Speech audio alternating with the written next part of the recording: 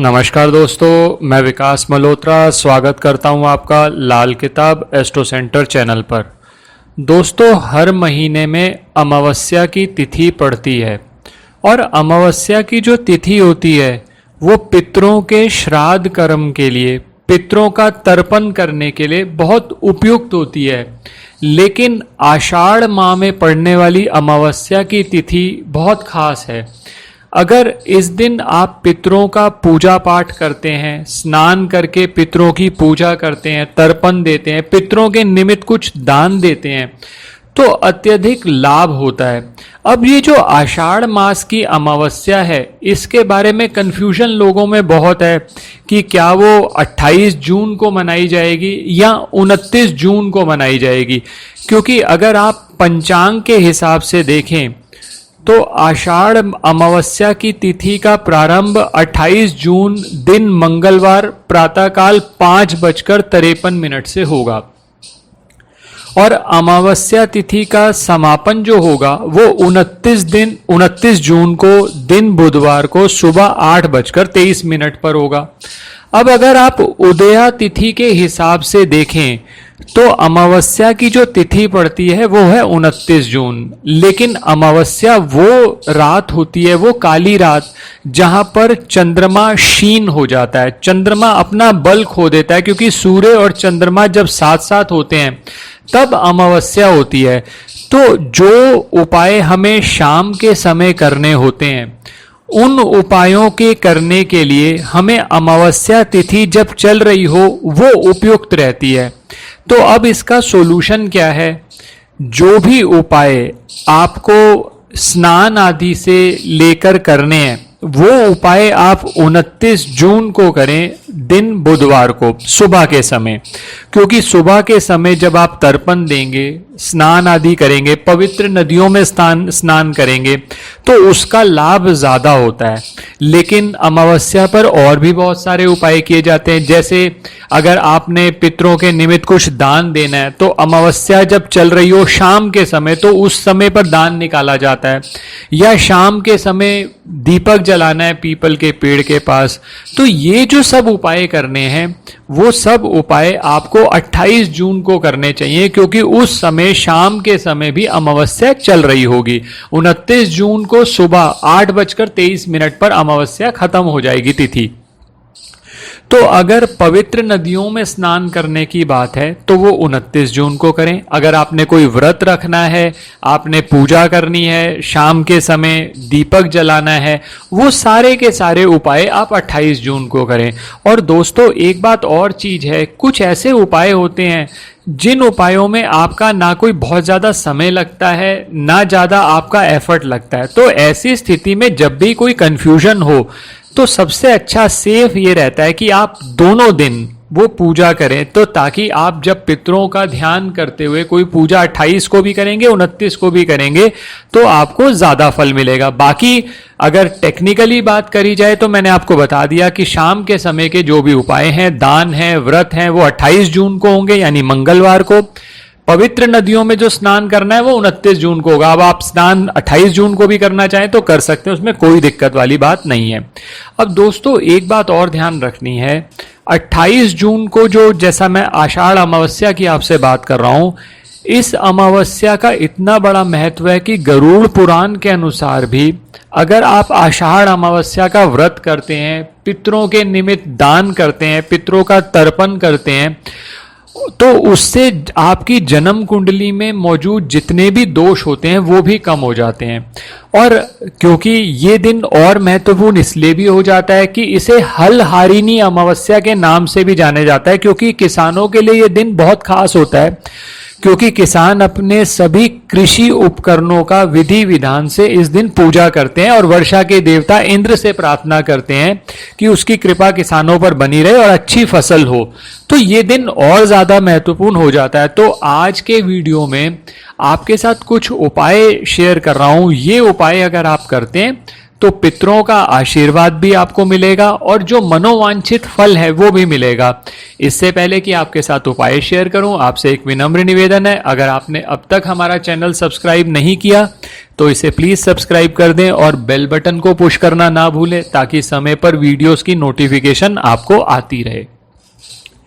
अब जो सबसे पहला उपाय आपने करना है, 28 जून को अगर हो सके तो 28 को भी करें और 29 को भी करें।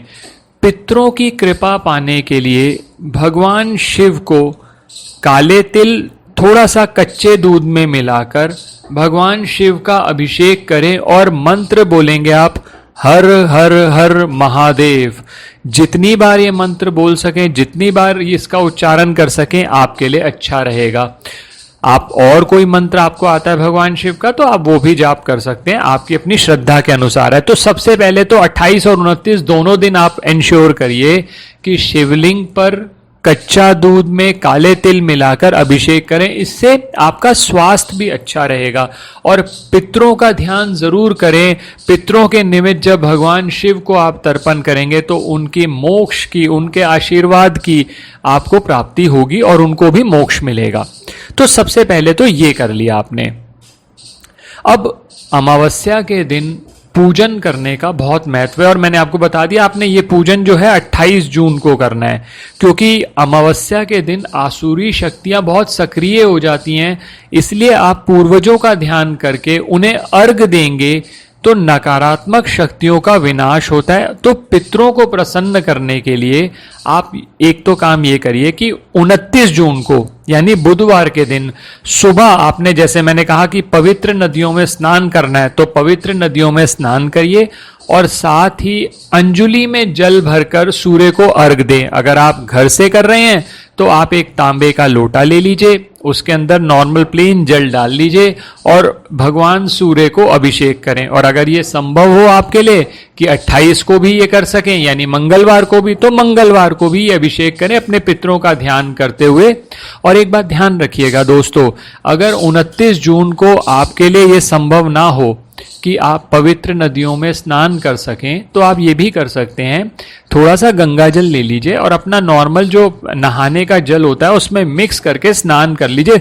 सूर्य देव को अर्घ जरूर दें। तो इससे सबसे पहला उपाय तो आपका ये हो जाएगा। अब जो और उपाय आप कर सकते हैं, अब मान लीजिए आपके जीवन में बहुत बाधाएं आ रही हैं, आपको हर मोड़ पर कोई ना कोई दिक्कत आ जाती है, कोई परेशानी है जो जाने का नाम ही नहीं ले रही, तो आषाढ़ अमावस्या के दिन आटे की गोलियां बना लीजिए। ये 28 जून को करना है आपने, मैं पहले भी बता चुका हूं। आटे की गोलियां बना लीजिए, उनको मछलियों को खिला दीजिए और दूसरा कार्य ये करिए, चींटियों को मीठा आटा डालिए। आटा लीजिए, उसमें थोड़ी सी चीनी डाल दीजिए, वो मीठा हो गया, वो चींटियों को दे दीजिए। सतनाजा अगर आपके पास पिसा हुआ है तो सतनाजा भी डाल सकते हैं, उसमें शक्कर मिलाना मत भूलिए। तो ये उपाय करने से आपके जीवन में आ रही जो समस्याएं हैं, आर्थिक परेशानियां अगर बहुत ज्यादा आ रही हैं तो उनसे आपको मुक्ति मिलेगी। तो पहला उपाय ये आप कर सकते हैं। दूसरा, अमावस्या का दिन काल सर्प दोष से मुक्ति के लिए भी बहुत उपयुक्त रहता है। अगर आपकी कुंडली में काल सर्प दोष है तो आषाढ़ अमावस्या के दिन चांदी के नाग नागिन के जोड़े की पूजा कर लें। ये घर पर भी कर सकते हैं, किसी पवित्र नदी के किनारे भी कर सकते हैं। पूजा करने के बाद इसको जल प्रवाह करना है आपने। पवित्र नदी के किनारे कर रहे हैं तो बहुत आसान होगा आपके लिए जल प्रवाह करना। और कालसर्प दोष से मुक्ति पाने के लिए नाग नागिन के जोड़े को खरीद कर जंगल में मुक्त भी आप कर सकते हैं अगर आपके लिए संभव है। तो ये दो उपाय हो गए। तीसरा उपाय, पितरों के निमित्त मैंने पहले कह दिया, सूर्य देव को आप अर्घ जरूर देंगे, भगवान शिव पर आप काले तिल और दूध मिक्स करके जरूर चढ़ाएंगे। तीसरा जो कार्य आपने करना है पितरों के लिए, अमावस्या तिथि पर, अब ये जो पाठ आपने करना है ये 28 जून को करना है। अमावस्या तिथि पर शाम के समय गीता का कोई भी अध्याय आप पाठ करें या सुने, उससे भी पितरों को शांति मिलती है। और शाम के समय आपको एक बात और ध्यान रखनी है, पीपल के पेड़ पर सरसों के तेल का दीपक जलाना है। पीपल के पेड़ के देखरेख के लिए, उसको प्लांट करने के लिए अगर कोई कार्य संभव है तो वो भी आप कर सकते हैं। अब धन प्राप्ति हर व्यक्ति चाहता है, तो आषाढ़ अमावस्या पर शाम के समय यानी 28 जून को एक गाय के घी का दीपक आप अपने घर के ईशान कोण यानी नॉर्थ ईस्ट डायरेक्शन में जलाएं। लेकिन इस दीपक में रुई नहीं प्रयोग करनी, आपने लाल धागे या मौली का प्रयोग करना है। और इस दीपक में एक केसर की स्ट्रिंग भी डाल दीजिए। केसर जो डालना है वो ओरिजिनल डालना है आपने। माँ लक्ष्मी को प्रसन्न करने का ये बहुत ही अचूक उपाय है। और ये दीपक आप थोड़ी देर के लिए अपने ईशान कोण में जरूर जलने दें, चाहे उसके बाद फिर आप घर के बाहर रख दें या पीपल पर जाकर रख दें। आखिर में जैसा मैंने कहा कि अमावस्या के दिन दान धर्म करने का बहुत ज़्यादा लाभ रहता है। तो शाम के समय 28 जून को आषाढ़ अमावस्या पर आप किसी भी ज़रूरतमंद व्यक्ति के भोजन के लिए उसको भोजन करा सकते हैं। अगर दिन में संभव हो तो दिन में भी करा दें, तो कोई दिक्कत वाली बात नहीं है। या फिर दान के लिए जो आपने चीज़ें निकालनी है पूजा करने के बाद, वो दान के लिए निकाल दें।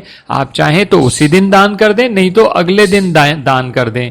और एक बात और ध्यान रखिएगा, 29 जून को एक कार्य जरूर करिए। जो अमावस्या पे आपके घर में भोजन बनेगा पहला, उसमें से कुछ अंश कौवे के लिए, कुत्ते के लिए और गाय के लिए ज़रूर खिलाएं।